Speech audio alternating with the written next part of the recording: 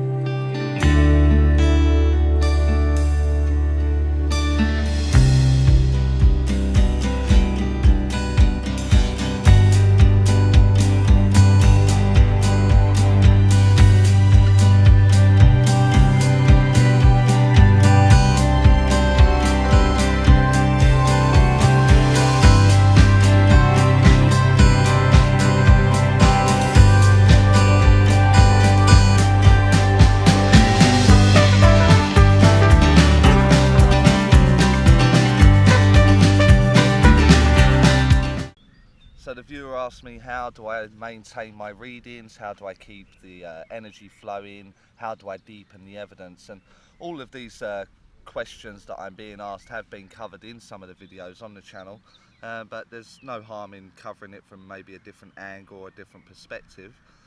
So we'll take a look at that and hopefully help some of you guys out with your sit-ins or your platform demonstrations.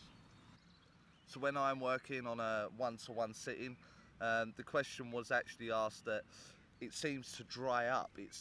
I can't seem to go any further with it. I can't get more evidence. And what happens is we usually miss the story with what the communicator is bringing. And so we get caught up in a format. It's the old teaching of search, communication, evidence, reason for coming, tie it up. Is a very old school way of teaching. And very formatted, very shopping list, and it's like bread, milk, butter, etc, etc. And what we need to do is give the allowance of the mind over to the communicator to let them dictate where the story's going. But sometimes that's not easy. It's not easy to trust your mind. It's not easy to trust where you're going or keep that communication flowing. So we need things that give us confidence, and that's why that search system was probably developed and stuck to. The downside is it doesn't offer free flowing information when you're doing your one-to-one sitting. So what we have to do is we have to maybe push in an area. Usually people have got a passion, whether that be moaning or whether that be beautiful grounds like this, or photography, or wildlife or landscape. There's always a passion with someone, and we have to kind of access that during the communication. And if we can get that element of the communication flowing, that will last for hours and hours and hours. So we need to bear that in mind when you're doing your communication. A lot of people start to think that, well, I've been going sort of 10-15 minutes, how much more can I say, how much more can I go with? When reality is most communicators are between 50 and 80 probably. I don't know that, that's just like a stat I've just plucked out the air there. That's not official, but people's life story, I mean, if they've got a passion in photography, or they've got a passion in cooking, or a passion in sports, whatever it'll be, they've spent many years doing this passion, and so there's going to be hours and hours that we can talk about it, especially if the loved one's within the room, and that way we can keep the reading going. I'm not struggling, I'm not fighting for it. The problems that the that the medium will have is when they're trying to push down an avenue that just doesn't sit with the communicator. It's not part of their story, it's not their evidence.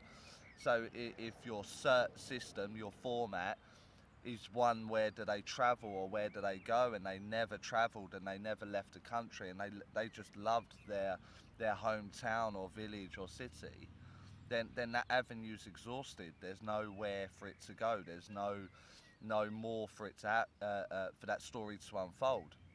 And what the medium does is goes into a state of panic, and it's drying up. There's no more evidence there. When in actual fact, all we have to do is throw the mind to another area. Ask the communicator, what do you want me to talk about? The problem I see in my classrooms or on the residentials where I'm teaching is that they don't know where to go next, or and they don't know what angle to take it down. And so I offer maybe a few suggestions. Maybe they want to talk about their family, or maybe they want to talk about what they did in their spare time as a hobby. Did they even do a hobby? And give the student or the medium an avenue to maybe explore while they're doing it. And what most of them seem to struggle with is this act of communication. I ask and the answer comes back. And most people are not asking. They kind of just sit and go, right, oh, what do you want me to say? What do you want me to do? It's not here. It's not happening.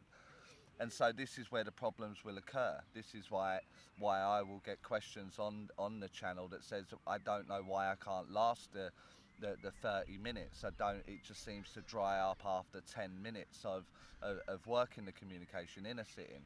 And what most people will do is they will drop's the wrong word, so let me reterm that. They will go in psychically and start psychically reading the client that's there in front. Now that can be on a platform or within the one-to-one, and they will imitate the spirit world. The spirit world are giving me this, when in actual fact the energy is actually coming from the recipient in that given scenario. And what happens is then a complacency will set in. You will find it easy to do this. You will trust yourself more than the randomness of what a communication can bring. And this is where your faith and your belief and your trust in the relationship that you have developed with your spirit team and the spirit world needs to hand over. You have to surrender to that. And it can be really nervous, and it can be really, really belly flipping moments where you think, my God, I think I've lost my mind, I'm going crazy right now. But the moment you speak those words and it's confirmed by the client stroke congregation member, you build and build and build this relationship more and more till you know when the communication is happening. There is no room for doubt. It's just that element there within your mind through the subtlety of mediumship that you learn that they know best. They know what to talk about, and so you offer a freedom of mind. Then you offer a platform for the communicator to bring their story forward, and for you to say it exactly how they want it to be said. Now, don't mistake what I'm saying there. I see so many mediums say, well, the spirit world are giving me it and therefore I'm going to speak it. What I see is what I get is what I'm going to give. And what I see a lot of people doing is jumping on their high horse, and if the communicator used to be someone that had foul language, they will quite happily offer this foul language in a very public setting. That's unprofessional.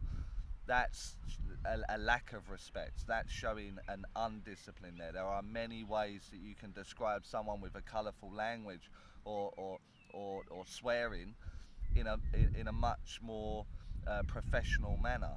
So it's about being present enough to present it on a public level, but with enough freedom in the surrender to let that story unfold.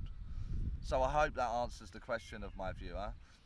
My masterclass will definitely be going down this route, where I get to visit beautiful places around this country and the other countries that I visit.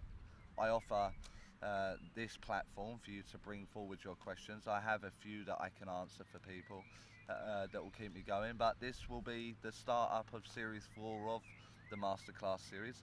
So I hope you enjoy, and in the meantime, enjoy some B-roll.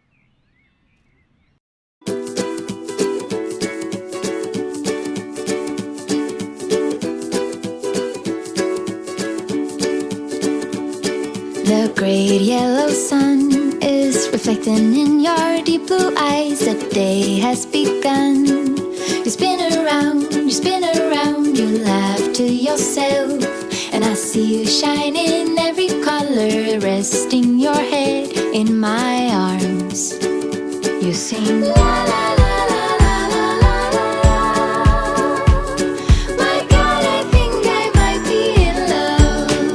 Get rid of all your sorrows in the summer city. You'll never feel alone as long as you're with me. Get rid of all your sorrows in the summer city. There's no place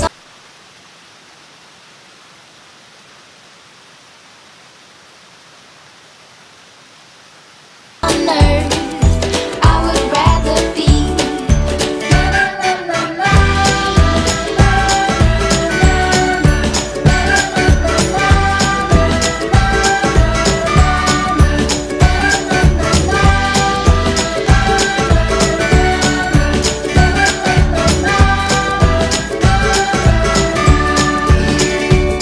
I found you today.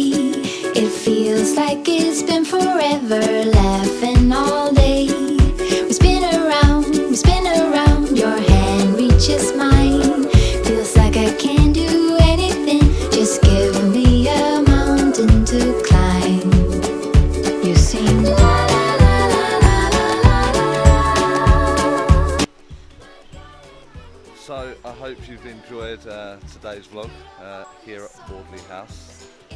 The plan was only to be about 5 or 10 minutes long, but it's going to be nearer 15 minutes I think. So I encourage you to send more of your questions that I can answer or certainly help you with, or give you a new perspective.